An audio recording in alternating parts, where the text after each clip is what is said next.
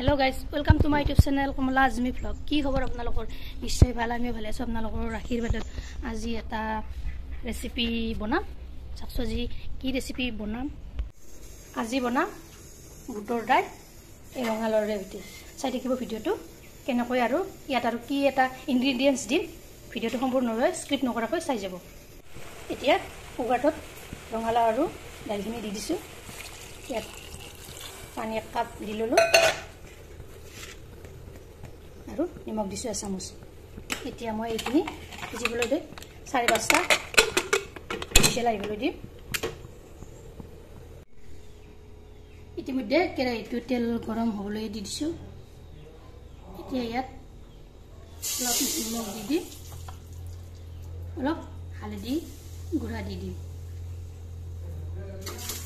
কণীকেইটা ইয়াত দি দিছো, অলপ ফ্ৰাই কৰি লওঁ। কণীকেইটা আছে নমাই থলো।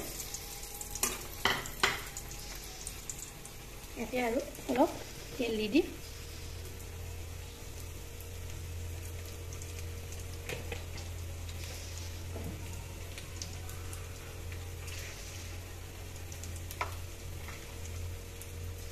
পাঁচফোৰণ দি দিছো 1 চামুচ।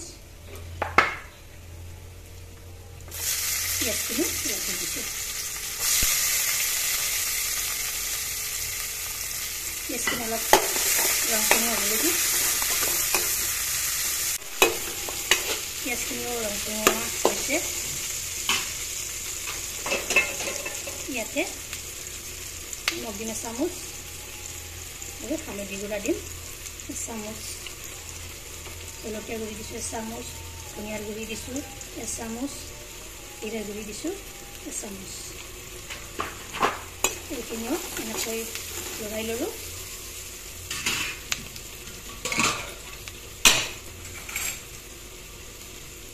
তাৰপিছত বইল কৰি থোৱা আলু আৰু বুটৰ দাইলখিনি লগাই দিলোঁ, বাকি দিলোঁ।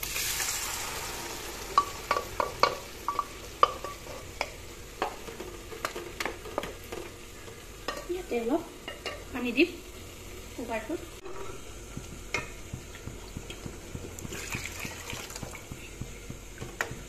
পানীখিনি এড কৰি দিলোঁ।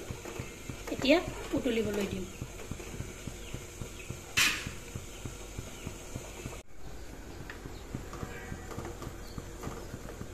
ইয়াত দেখিছেনে উতলিবলৈ ধৰিছে। এতিয়া ইয়াৰ আচল ইনগ্ৰেডিয়েন্টছটো দিম। এয়া হৈছে আপোনাৰ কণী, ফ্ৰাই কৰি থোৱা কণীকেইটাও ইয়াত দি দিলোঁ। এতিয়া উতলিবলৈ দিম আৰু 10 মিনিট সময়।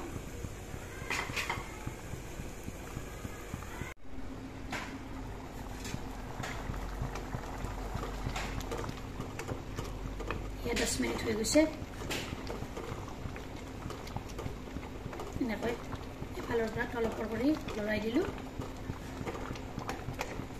এতিয়া হৈ গ'ল, মই নমাই থলোঁ। এতিয়া ইয়াত চাৰ্ভ কৰি ল'লোঁ মই।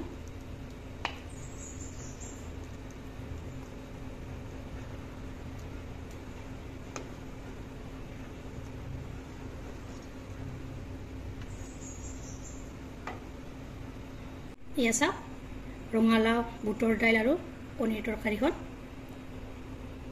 কেনেকুৱা আছে, কেনেকুৱা গ্ৰেভি হৈছে। এনেকৈ এবাৰ বনাই খাবচোন। ভিডিওটো ভাল লাগিলে আপোনালোকে লাইক কৰিব, শ্বেয়াৰ কৰিব, কমেণ্ট কৰিব আৰু মোৰ চেনেলত যদি নতুনকৈ আহিছে চেনেলটো ছাবস্ক্ৰাইব কৰিব, লগতে ফেচবুক পেজতো ফ'ল' কৰিব। ধন্যবাদ। জয় আই অসম।